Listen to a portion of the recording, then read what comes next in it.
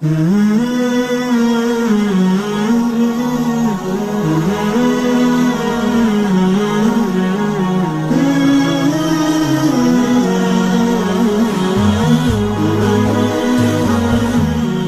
اس ایمان کو تقویت پہنچانے اللہ سے جڑنے کے لیے نماز ہے کہ نماز پہلی امتوں کو 2 نمازیں، ہمیں 5۔ پہلی امتوں کی مسجد کوئی نہیں، ہماری مسجد۔ پہلی امتوں کی اذان کوئی نہیں، ہمیں اذان ملی۔ اور اذان اتنا بڑا عمل بنا دیا میرے نبی نے کہ آپ نے فرمایا کہ اذان دینے والا قیامت کے دن سب سے اونچے مقام پر کھڑا ہوگا۔ حضرت علی فرمایا کرتے تھے کاش میں اللہ کے نبی سے حسن حسین کے لیے مسجد نبوی کی اذان مانگ لیتا، یہ حضرت علی فرمایا کرتے تھے۔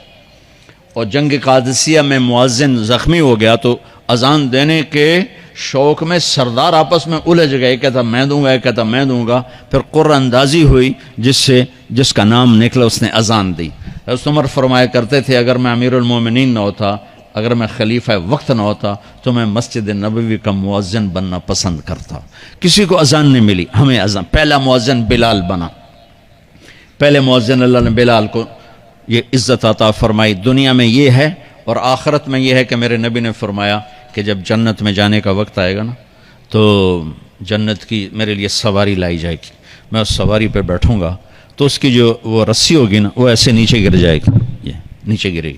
اس رسی کے یعنی اس کی جو لگام ہوتی ہے نا وہ نیچے گرنے کا مطلب ہے یہ ایسے نیچے گر گئی۔ اب نیچے گرنے کا مطلب ہے کہ اس کی ڈرائیونگ میرے نبی نے نہیں کرنی، کوئی آنے والا ہے، کوئی ڈرائیور آنے والا ہے جو رسی پکڑ کے چلے گا، کوئی کوچبان آنے والا ہے جو اس کو پکڑ کے چلے گا۔ رسی کا گرنا ایک انڈیکیشن ہے کہ کوئی نصیب والا اب آئے گا۔ جب آپ کی سواری کھڑی ہوگی، رسی نیچے ہے، تو اب سب کی گردنیں ایسے ہوں گی، کون، سب قیاس کر رہے کون۔ اللہ کی طرف سے اعلان ہوگا بلال کو بلایا جائے، بلال۔ تو بلال آپ کی سواری کی لگام پکڑیں گے اور آپ نے فرمایا کہ سب سے پہلے میں جنت میں جاؤں گا اور بلال میرے ساتھ ہوگا، میری سواری کی لگام پکڑے ہو جائے گا۔ تو ہمیں اذان ملی، کسی امت کو اذان نہیں ملی۔ ہمیں 5 نمازیں ملی، کسی امت کو نمازیں نہیں۔ 2 نمازیں، ایک فجر کی 2 رکعت، عصر کی 2 رکعت۔ باجماعت نہیں، ان کو اپنی کتاب یاد نہیں، ہمیں قرآن یاد ہے۔ میرے مدرسے میں ایک بچہ اب ماشاءاللہ امریکہ میں وہ پڑھا رہا ہے، اس نے 30 دن میں قرآن یاد کیا۔ صبح یاد کرتا تھا، شام کو تراویح میں سناتا تھا۔ میرے مدرسے کا بچہ ہے، صبح بیٹھ کے مغرب تک پورا ہے سپارہ یاد کر کے اور عشاء کو تراویح میں سنا دیتا تھا۔ اللہ نے میں ایسا قرآن دے دیا کہ 1 مہینے میں بھی یاد ہو جاتا ہے۔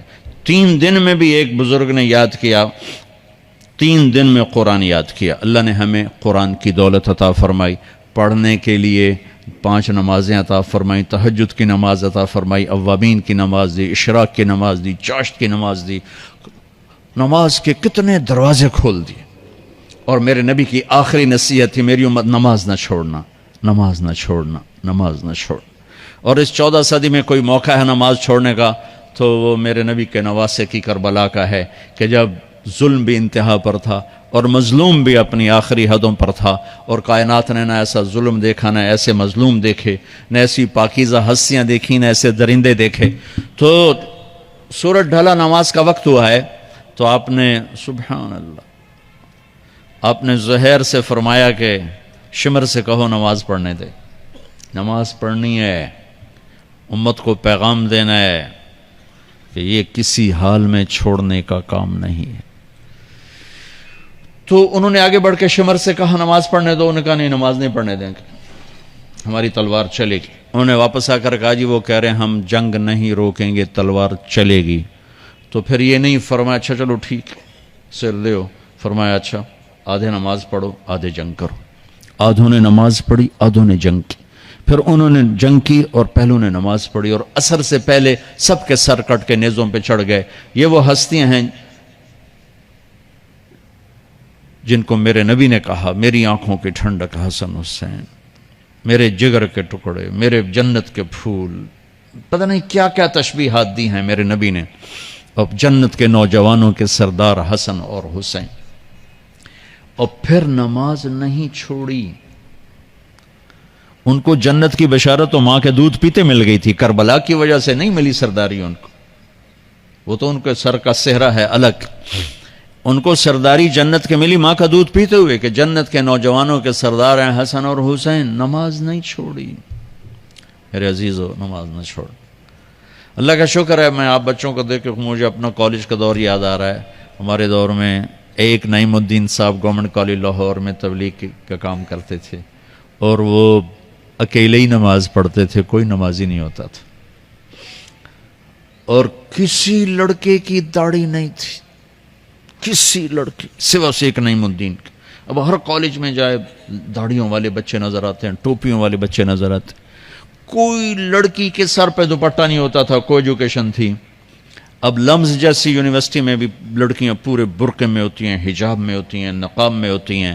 جہاں برائی کا گراف اوپر گیا تو نیکی کا بھی اوپر گیا، جہاں برائی کا لیول اگر بڑھا ہے تو نیکی کا لیول بھی بڑا ہے۔